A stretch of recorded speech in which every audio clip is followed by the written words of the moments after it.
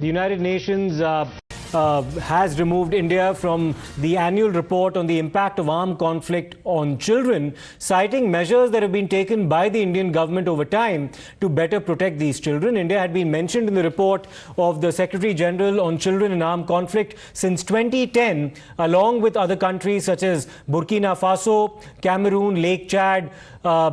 Basin, Nigeria, Pakistan and also the Philippines for the alleged recruitment and use of boys by armed groups in Jammu and Kashmir, and also the detainment of boys by Indian security forces in Jammu and Kashmir for their alleged association with armed groups or on national security grounds. Guterres, the Secretary General of the United Nations, said in his report last year that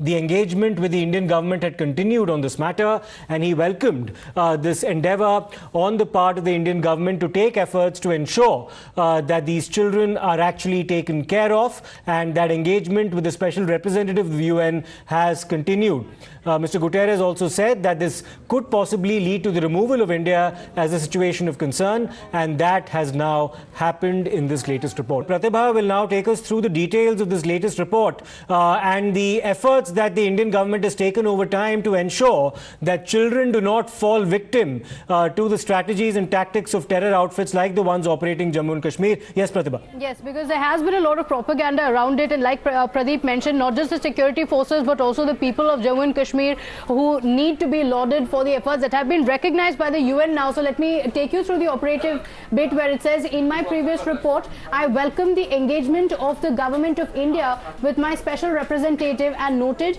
that the engagement may lead to the removal of India as a situation of concern. I note the technical mission of the Office of my Special Representative in 2022 to identify the areas of cooperation for child protection and the workshop on strengthening child protection held in Jammu and Kashmir by the government with the participation of the United Nations, saying, I call upon India to implement the remaining measures identified in consultation with my special representative and the United Nations, including the training of armed and security forces on child protection, the prohibition of the use of lethal and non-lethal force on children, including by ending the use of pellet guns. So this is the acknowledgement that has come in